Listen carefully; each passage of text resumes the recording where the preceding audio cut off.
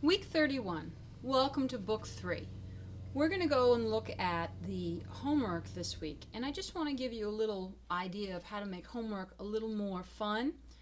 When you're at home, there are 6 activities that I have the children doing: an improvisation, some scales, a new piece, reviewing a by ear piece, reviewing a reading piece, and listening to Kangaroos and Swan on their listening CD.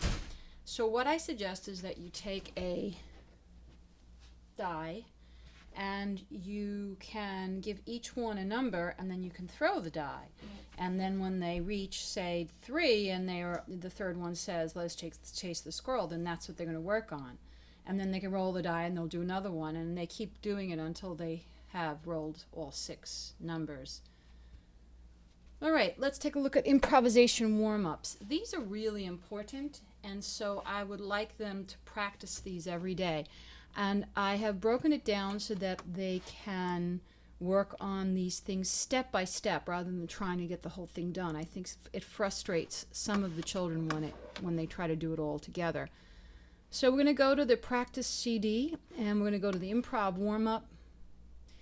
And I'm going to show you how I'm going to do it step by step. So I'm going to do the right hand one first. Here I go. Improv Warm-Up 1 in C major, using 1 and 5/7 chords. Diane will sing a phrase. Echo her. Then you will hear the same phrase sung and played. Echo the phrase, both singing and playing. Do, mi, so, mi.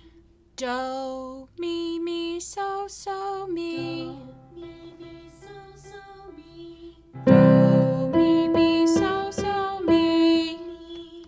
Now I stopped the CD because that's one pattern.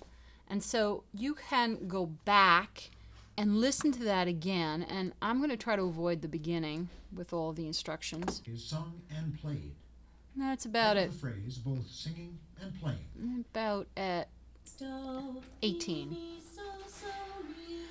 Do, mi, so, mi. Do, mi, so, mi. Do, mi, so, mi. And again, I'm going to pause it, and this is when your students should be figuring out, were they able to do it? If not, they should do it again. If they were able to copy it exactly the way, then they should move on. All right? So I could then go back and do it one more time. It's about 18. Here I go. Do, mi, so, mi.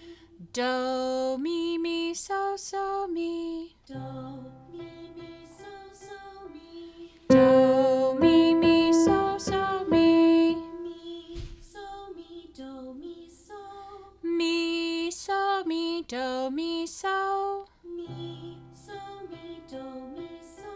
Mi, so, mi, do, mi, so. And again, I've paused it because that would work on that pattern. And then maybe when I have both patterns learned, then I could start from the beginning and do 2 of them in a row. So that would be called linking. So I've learned one pattern, learned the second pattern, now I'm going to link the 2 patterns. And I'll continue to do that until I have all of the patterns. Then I will do the same thing for the left hand. If you go to warm-up number 2. Improv Warm-Up 2 in C major, using 1 and 5/7 chords. This warm-up is for the left hand. Diane will sing a phrase, echo her. Then you will hear the same phrase sung and played. These patterns are exactly the same patterns that they learned for the right hand. So this should not take as long to do. Echo the phrase, both singing and playing the melody with the left hand. Do, mi, so, mi. Do, mi, so, mi. Do, mi, so, mi. Do, mi, so, mi. And again, I pause it. Even though they have heard this pattern before, playing it up for the left hand may be a challenge for some of the children. And so slow this down. Do this in incremental steps rather than trying to have them do the whole thing. That can be frustrating. You can go on, but again, I would go back, and you could, if you wanted to, just make a note of where the start and stop is, so that you're not fussing trying to figure out where they are. All right, so that's the improv part. Okay, we move over to the scales, and the instructions say to play the C, G, and D scale, and I've given them 3 cards, C, G, and D, and I'm telling them to play a game, so they're going to put them down, and then they have to choose a card. So they pick a card, and that's G, and so now they can go and play the G scale.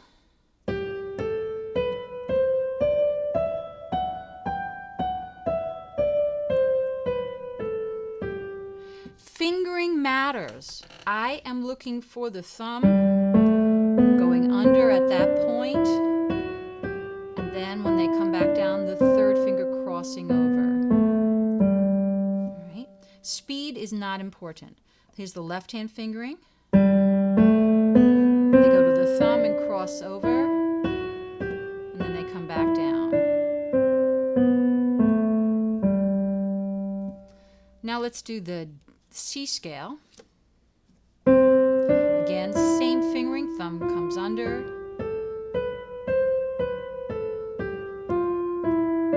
And then the other hand. They go to the thumb, the 3 crosses over, and then they come underneath.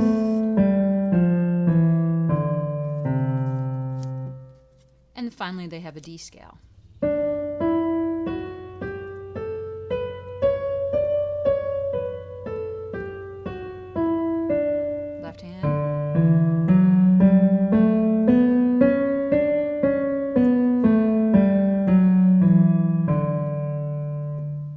They've picked all 3, then they're done with playing their scales. These should be done every day.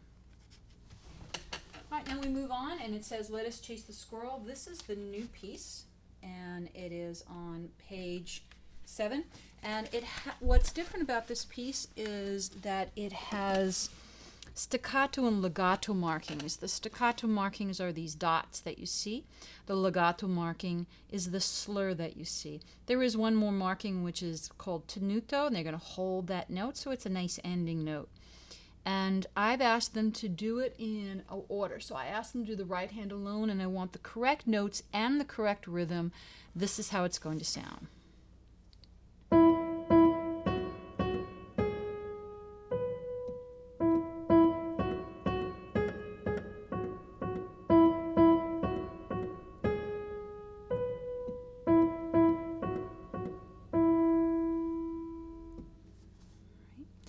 Then I asked them to next do the right hand and follow the staccato and legato marks as they play. So they could, they have the music in front of them, and they're going to think these are staccato, legato, we call it a 2-note slur. These are detached. And these are nice and smooth. Then I tell them to do the left hand and to practice playing an E major 1 chord. They may have to play this if they can add the middle note. That's the chord that we're looking for. And then they're going to slide in, their pinky moves over, and now they can feel the T, Fa, So, and there it is. And then they should be practicing moving from chord to chord until it's comfortable. Then they can play, "Let us chase the squirrel up the hickory, down the hickory. Let us chase the squirrel up the hickory tree." Then they're going to put the hands together. Now, it's harder than it looks, and when they're doing that, you may want to do 2 measures at a time. They have to know to change the chord when they hit the T, the re, and then the mi. And then they want to get to the 1 beat past the 2 measures. That's called the link. Here comes the second link.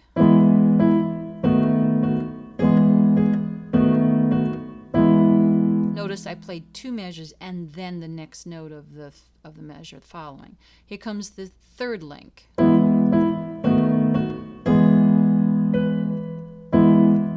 That's the third link again, 2 measures +1, and finally the last two measures, last link. And then there wouldn't be one because that's the end of the piece. When they feel they can do those 4 links, then they can link them together.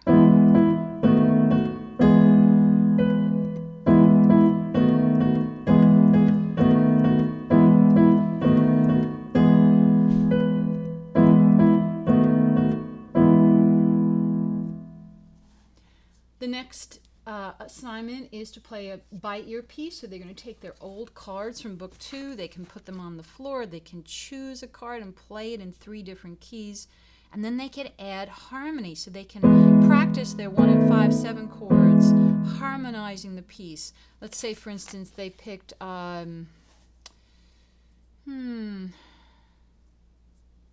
oranges and lemons.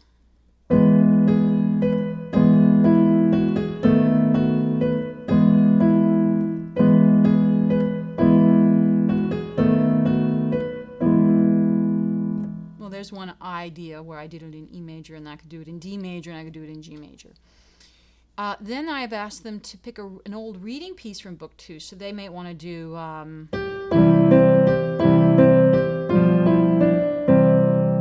that's a nice one. I think that's the Shoemaker's Dance or the Shoemaker. I don't remember the name of it. And then they finally will go and listen to the Kangaroo and Swan. These are 2 pieces written by Saint-Saëns as part of Carnival of the Animals. And really, they can just relax and listen to it. Relaxing and listening to music every day is an important part of any child's day. At the bottom, we have a write and read assignment. It's at the bottom because once they do it, they don't have to continue to do it every day. So what I'm saying is those 6 things above, they should be doing them every day, and it should be getting better. The one at the bottom, once they're done, they're done. May I suggest that by day 3 that they, and this is an option, that you make a quick recording with your smartphone of any one of these 6 and just email it to me. You can Dropbox it to me at ellenjo217@gmail.com. You could send it to me, or you can even upload it to YouTube and send me the link. If you have a Gmail account, you can get onto YouTube, and you've got to keep them short, keep them about 3 minutes. And that way you can say to them, look, Ellen's going to listen to your progress. And then if I see anything midweek, I can quickly YouTube them back and make some suggestions. All right, I hope this helps, and enjoy this week of playing the piano.